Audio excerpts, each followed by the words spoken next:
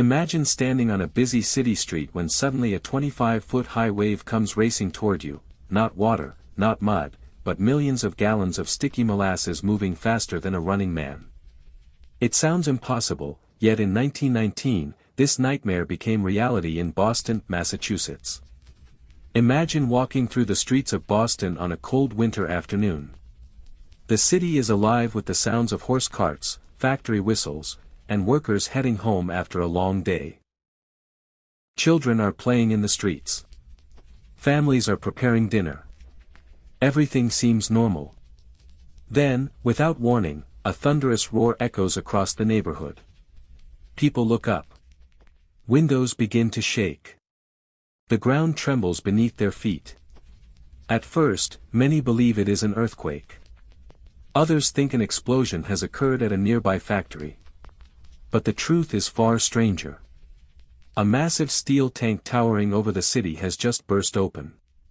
And what comes rushing out isn't water. It isn't oil. It isn't sewage. It's molasses.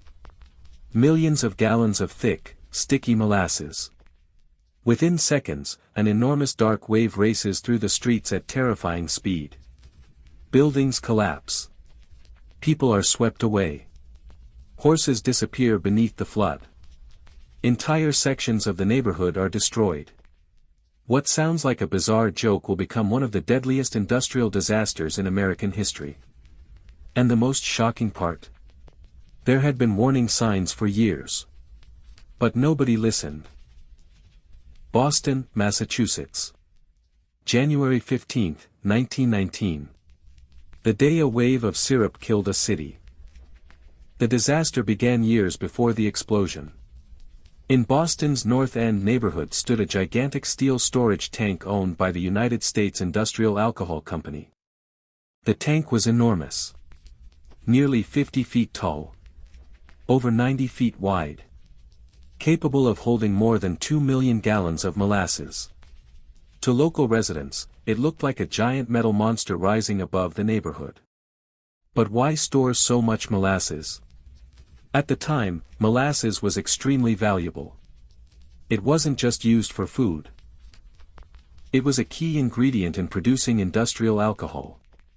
And during World War I, industrial alcohol was used in manufacturing explosives and military supplies. Demand was booming. Profits were soaring. Companies wanted as much molasses as possible. The tank was built quickly. Perhaps too quickly. Many workers later claimed the structure had never been properly tested. Some even said it leaked from the very beginning.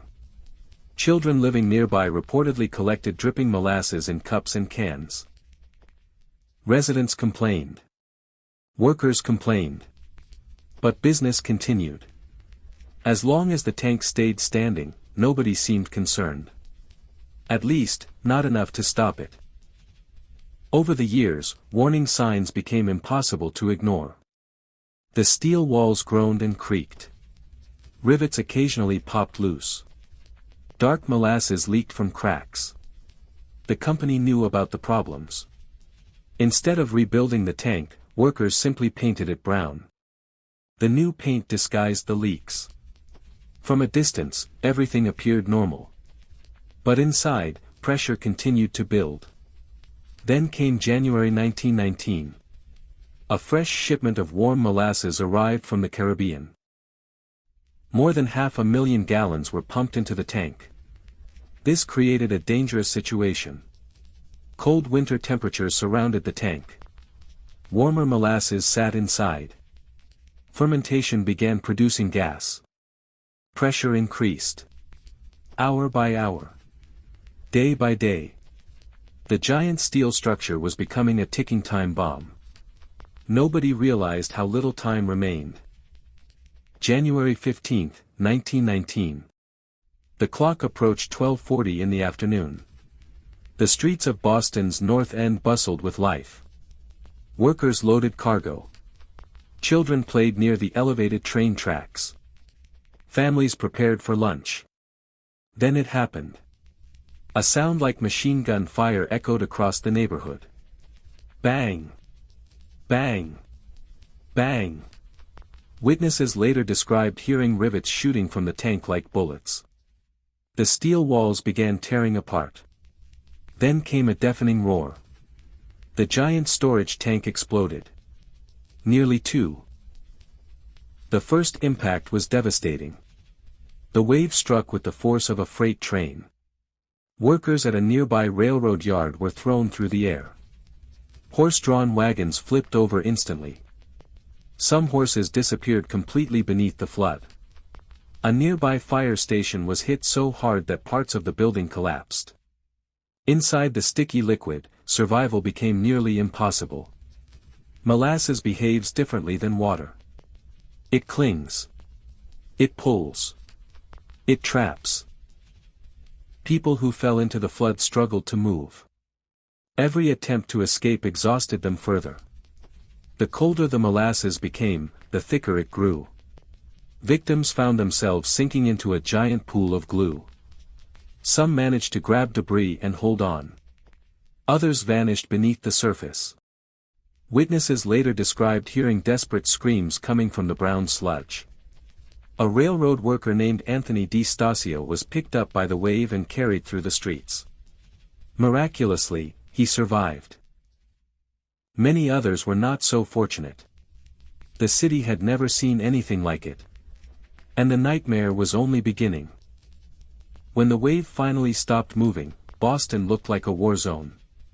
Entire buildings had been torn from their foundations. Train tracks were twisted. Vehicles lay upside down.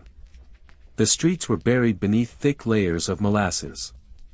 Some areas were covered several feet deep. Rescuers rushed toward the disaster zone.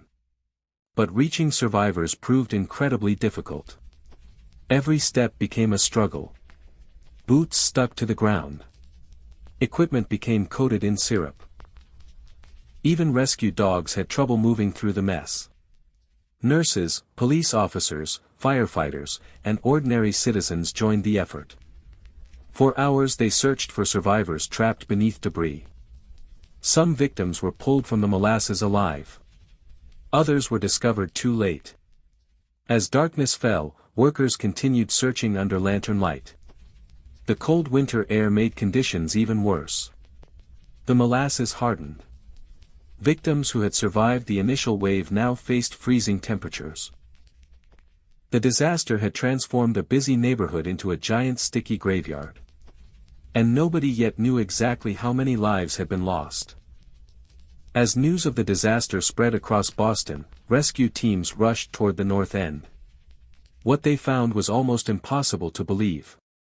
The streets had disappeared beneath a thick ocean of molasses. Buildings lay in ruins. Broken timbers, twisted metal, shattered wagons, and debris floated in the sticky mess. Worst of all, people were still trapped.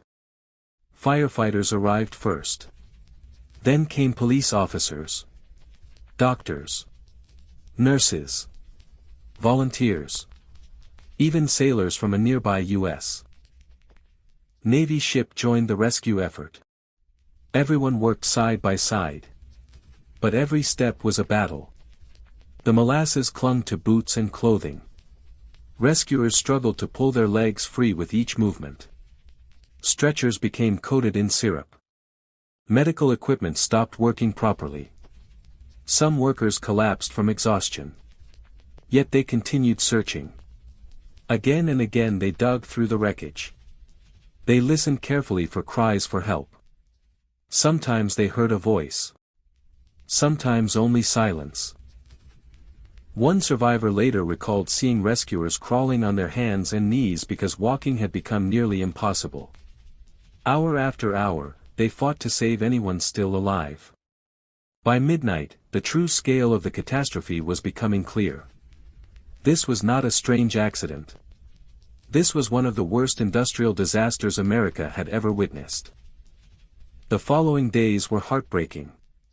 Search crews continued recovering victims from the wreckage. Some were found beneath collapsed buildings. Others were discovered trapped inside the hardened molasses. Families searched desperately for missing loved ones.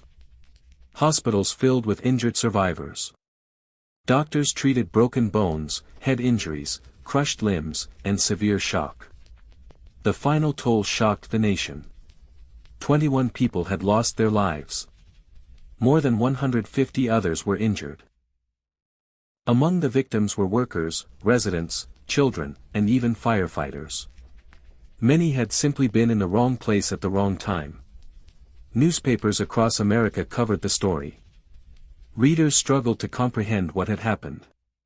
How could molasses kill so many people? The answer lay in the incredible force of the wave. Scientists later estimated that millions of gallons moving at high speed created enormous pressure. The flood struck like a liquid avalanche. Anything standing in its path had little chance of survival. But another question now demanded an answer. Who was responsible? Because many people believed this tragedy should never have happened. Almost immediately, investigators began examining the disaster. Residents came forward with disturbing stories. They described years of leaks. Years of strange noises. Years of warnings. Former workers claimed the company knew the tank had problems. Some said engineers had questioned its safety from the beginning. Others revealed that the tank had never been properly tested before being filled. The public was furious. Families demanded justice. The United States Industrial Alcohol Company denied responsibility. Company lawyers argued that anarchists might have sabotaged the tank.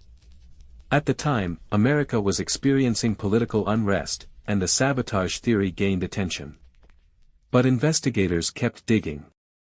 Engineers studied the wreckage. Experts examined the steel. Witnesses testified. The evidence became overwhelming. The tank had been poorly designed. The steel was too thin.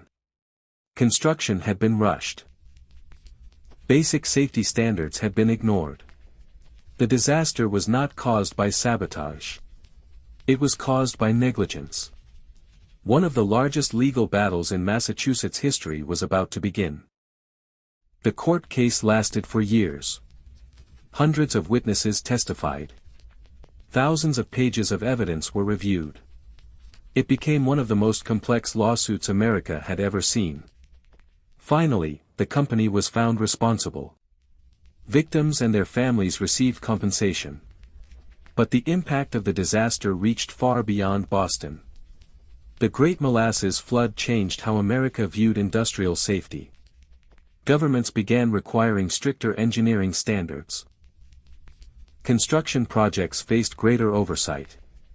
Companies could no longer ignore safety warnings so easily. The lessons learned from Boston helped shape modern building regulations that still exist today. Yet the disaster left another legacy. A strange one. For decades afterward, residents claimed that on hot summer days, parts of Boston's North End still smelled faintly of molasses. Whether true or not, the story became part of local legend. More than a century later, the Great Molasses Flood remains one of the most bizarre and unforgettable disasters in American history. A disaster that sounds impossible. A disaster that feels like fiction. But on a cold winter afternoon in 1919, it was terrifyingly real. Millions of gallons of syrup. A city caught completely off guard. And a lesson written in tragedy that America would never forget.